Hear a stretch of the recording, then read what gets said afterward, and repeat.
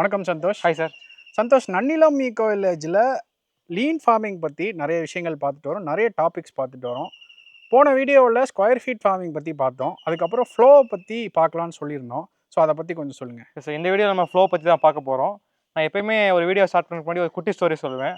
அப்படியே இந்த ஃப்ளோவையும் ஸ்டார்ட் பண்ணலாம் சார். Okay, sure. ஒரு ஊரில் ஒரு விவசாயி இருக்கார்.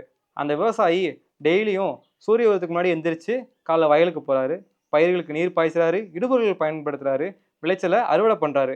ஆனால் நாளோட இறுதியில் ரொம்ப சோர்வாக அமர்ந்து இவ்வளோ கடினமாக உழைத்தும் நமக்கு எந்த ஒரு லாபமும் இல்லையே அப்படின்ட்டு வருத்தப்படுறாரு. இதுக்கான காரணமாக நீங்கள் என்ன நினைக்கிறீங்க? அந்த விவசாயி சோம்பேறின்னு சொல்கிறீங்களா? இல்லை இல்லை இல்லை இல்லை, அவர் ஒரு கடின உழைப்பாளி. ஆனால் அவர்கிட்ட ஒரு மிகப்பெரிய பிரச்சனை இருக்குது. அது என்னன்னா, தன்னோட செயலில் எது உண்மையிலேயே மதிப்பை கூட்டுது, எது தேவையில்லாத வேலைன்னு அவருக்கு தெரியல. இதுக்கான தீர்வை தான் ஃப்ளோ, அதாவது மதிப்பை உருவாக்கும் ஓட்டம் சொல்லுது. சார், இந்த வீடியோவில் ஃப்ளோ பற்றி எக்ஸ்பிளைன் பண்ணுறதுக்காக நன்னிலத்துக்கு இன்டர்னாக வந்திருக்கிற டிஎன்ஏல ஹார்டிகல்ச்சர் படிக்கிற ஈஸ்வர் எக்ஸ்பிளைன் பண்ணுவார் சார். எல்லாருக்கும் வணக்கம். என் பேர் ஈஸ்வரன். நான் நன்னிலம் ஈகோ வில்லேஜில் இன்டர்னாக ஒர்க் பண்ணிகிட்ருக்கேன். இந்த வீடியோவில் நம்ம வேல்யூ ஸ்ட்ரீம் மேப்பிங், அதாவது மதிப்பு ஓட்ட வரைபடம் அப்படின்னா என்ன, அது எப்படிலாம் செயல்படலாம் அப்படிங்கிறத பற்றி பார்ப்போம். ஃபஸ்ட்டு வேல்யூ, அதாவது மதிப்பு. மதிப்புங்கிறது என்னன்னா, இப்போ நம்ம ஒரு நுகர்வோரை எடுத்துக்கொள்வோம். இப்போ நுகர்வோருக்கு எது மதிப்புன்னு அவரோட கண்ணோட்டத்தில் இருக்குன்னா, அந்த பொருளோட தரம், அதோட எடை. ஸோ அதை தான் வந்து அவங்களுக்கு வந்து மதிப்பாக தெரியும். இப்போ ஒரு விவசாயிக்கு அது வந்து ஒரு விதையோட மதிப்பை அவங்க கன்சர்ன் பண்ணிப்பாங்க. இப்போ அதோட ஓட்டம், ஓட்டம்ங்கிறது என்னன்னா, இப்போ நம்ம ஒரு ஆறை வந்து இதுக்கு உதாரணமாக இருப்போம். இப்போ ஒரு ஆறு வந்து ஒரு இடத்துல வந்து தோற்றுவிக்குது. அது முடிகிறது வந்து கடலாக நம்ம வச்சுப்போம். இப்போ அந்த தோட்டத்தை வந்து நம்ம விதையணும், அந்த முடிகிற அந்த கடலை வந்து நம்ம விவசாய நிலம்னு எடுத்துக்கொள்வோம். இப்போ இந்த ஆரம்பத்துலேருந்து முடிவு வரைக்கும் அந்த பாதை வந்து எந்த அளவுக்கு சீராக இருக்குது, ஸோ அதை குறிப்பிடுறது தான் இந்த ஓட்டம். ஸோ எந்த அளவுக்கு அந்த ஓட்டம் சீராக இருக்கோ அந்த அளவுக்கு நம்மளோட மதிப்பு வந்து நல்ல தரமாகவும் சீராகவும் சிறப்பாகவும் இருக்கும். ஸோ இப்போ இந்த வேல்யூ ஸ்ட்ரீம் மேப்பிங்கை எப்படி நம்ம விவசாயத்தில் அப்ளை பண்ணுறது அப்படிங்கிறத பற்றி பார்க்கலாம். இப்போ வேல்யூ ஸ்ட்ரீம் மேப்பிங்காக நம்ம ஒரு சின்ன பேப்பரை எடுத்துப்போம். அந்த பேப்பரை நம்ம ரெண்டாக பிரிச்சுக்கலாம். எப்படின்னா, இப்போ அந்த பேப்பரில் வந்து ஒரு பக்கம் வந்து என்னென்ன செயல்லாம் நம்ம செய்ய போகிறோம், நம்ம ஒரு சில விஷயங்களை வந்து அதுக்குன்னு ஒரு வழிமுறைகள் இருக்கும். இப்போ நம்ம பஞ்சகாவியா பண்ணுவோம், நிறையா பொருட்கள் வந்து தயாரிப்போம் நம்ம ஃபீல்டுக்குள்ளேயே. ஸோ அதற்கான என்னென்ன வழிமுறைகளுக்கோ அதை பற்றி பின்பற்றி நடக்கிற செயல்முறைகள்லாம் ஒரு பக்கமும், இன்னொரு பக்கம் என்னென்ன வேலைகள் செய்கிற மூலயமா அதோட மதிப்பை அதிகரிக்கலாம் அப்படிங்கிற ஒரு சில விஷயங்களை வந்து இன்னொரு பக்கமும் வச்சுப்போம். இப்போ நம்ம அந்த பேப்பரில் இப்போ நம்ம ஒரு நிலத்தை எடுத்துக்கிறோம். இப்போ இந்த நிலத்தை உழுகிறதா இருக்கட்டும், அதில் வந்து உரங்கள் போடுறதா இருக்கட்டும், அதில் விதை தூவுறதா இருக்கட்டும், நீர் பாய்ச்சறதா இருக்கட்டும், இதுக்கான எந்தெந்த வேலை வந்து எவ்வளோ நேரம் எடுத்துக்கொள்ளும் அப்படிங்கிற ஒரு விஷயத்த அந்த பேப்பரில் முதல்ல குறிப்பிடுவோம். இப்படி குறிப்பிடுற மூலயமா அந்த விவசாயிக்கு என்ன புரிதல் கிடைக்கும்னா, சரி, இன்னைக்கு நம்ம இந்த இடத்துல நீர் பாய்ச்சறப்ப நம்மளுக்கு இவ்வளோ நேரம் எடுத்துக்குது, அப்போ இன்னும் ஒரு வாரம் கழித்து நம்ம போகிறப்ப இவ்வளோ நேரம் நம்மளுக்கு தேவைப்படும். அப்போ பாக்கி இருக்கிற மீதமுள்ள நேரத்தில் அந்த செயல்முறையை நம்ம எப்படி ஒரு மதிப்பு கூட்டலாம். இப்போ நம்ம என்ன பண்ணுவோம், இப்போ காலையிலேருந்து ஒரு 8 மணிலேருந்து சாயங்காலம் 4 மணி வரைக்கும் ஒரு விவசாயி தொடர்ந்து 7 மணி நேரம் வேலை பார்க்குறாருன்னா, இந்த 7 மணி நேரத்தையும் ஒவ்வொரு மணி நேரமும் ஒவ்வொரு மணி துளியும் நம்ம என்னென்ன பண்ண போகிறோங்கிற அந்த செயலை வந்து அந்த நேர வாரியாக அவர் பிரிச்சுக்கிட்டான்னா, அந்த பயிர் முடிகிறப்ப அவருக்கு ஒரு புதிதல் கிடைக்கும். இப்போ இந்த மாதத்தில் இந்த பயிர் போடுறப்ப எனக்கு இவ்வளோ நேரம் எடுத்துக்குது, இதே பயிரை இன்னொரு மாதம் போட்டால் எனக்கு எப்படி கிடைக்கும். அப்போ அவருக்கான அந்த பணத்தில் ஏற்படுற பிரச்சனைகள், அப்புறம் அவரோட பொருளில் ஏற்படுற பாதிப்புகள் அதெல்லாம் வந்து குறையும். இப்போ உங்கள் எல்லாருக்கும் உங்கள் மனசில் வந்து ஒரு கேள்வி எழும். சரிப்பா, நீ சொல்கிற மாதிரி ஒவ்வொரு செயலுக்கான நேரத்தையும் வந்து நான் ஒரு பேப்பரில் எழுதி வச்சுட்டேன். இப்போ என்னோட பொருளுக்கான மதிப்பை வந்து கூட்ட முடியுமானா கண்டிப்பாக முடியாது. அதுக்கு இன்னும் சில செயல்முறைகள்லாம் இருக்குது. அது என்னென்னு நம்ம பின்னாடி பார்க்கலாம். முதலாவது வந்து ஸ்டாகர்ட் சோயிங். ஸ்டாகர்ட் சோயிங்னா என்னப்பா, இப்போ ஒரு ஏக்கருக்கு நம்மக்கிட்ட இடம் இருக்குன்னு வச்சுப்போம்.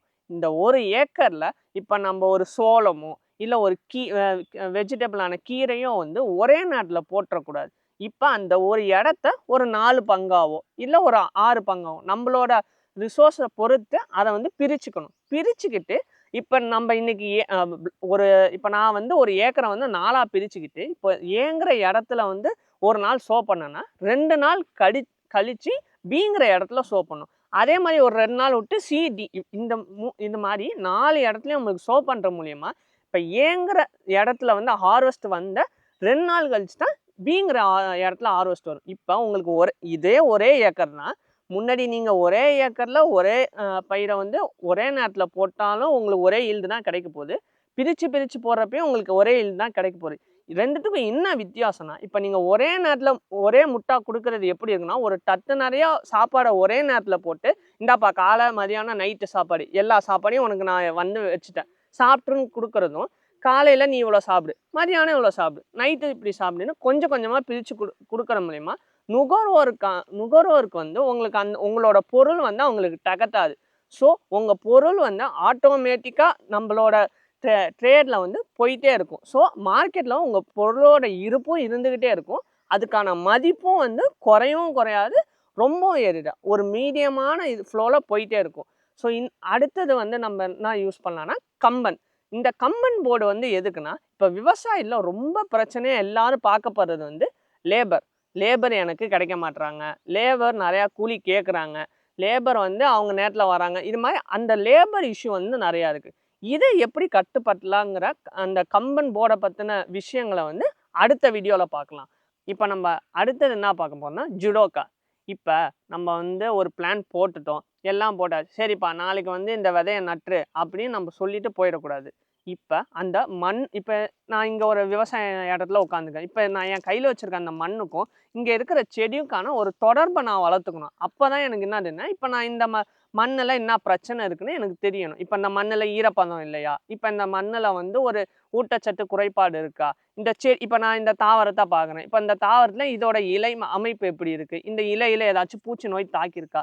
ஸோ இது மாதிரி விஷயங்களை வந்து நம்ம தெரிஞ்சுக்கணும். அது நம்ம எப்படி தெரிஞ்சுப்போம்? வீட்டிலே இருந்தால் தெரிஞ்சுக்க முடியாது. அதுக்கு நம்மளோட இடத்த போய் மேற்பார்வையிடணும். மேற்பார்வை வந்து எவ்வளோ நேரம் வரணும்? காலையில் ஒரு 10 நிமிஷம், சாயங்காலம் ஒரு 10 நிமிஷம். ஸோ இந்த 10 நிமிஷத்தில் நம்ம என்னென்னலாம் பார்க்கணுன்னா அந்த இடத்துல அந்த பயிர் எப்படி இருக்குது, அது வளர்ந்துருக்கா இல்லையா, அதோட லைஃப் சைக்கிள் நம்மளுக்கு தெரியும்.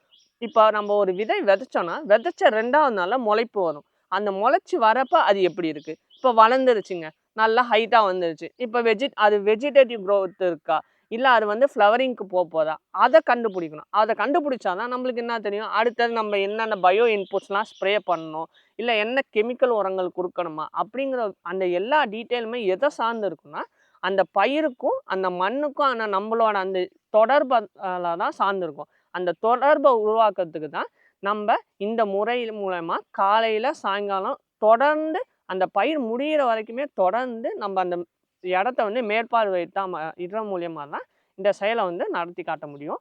நம்ம பொருளோட மதிப்பையும் நம்மளால அதிக கூட்ட முடியும். சார் ஃப்ளோ பற்றி உங்களுக்கு இந்த வீடியோவில் புரிஞ்சுக்குன்னு நினைக்கிறேன். நிச்சயமாங்க. Yes sir.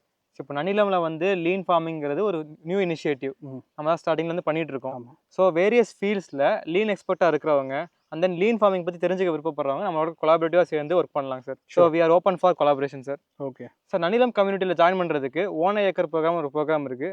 அதை பற்றி மேலும் விவரங்கள் வேணும்னா கீழே தெரிகிற நம்பருக்கும் வெப்சைட்டும் செக் பண்ணி பாருங்கள். ஸோ நெக்ஸ்ட் வீடியோ நம்ம கன்பன் போர்ட்ஸ் பற்றி பார்க்கலாம் சார். ஷோர்.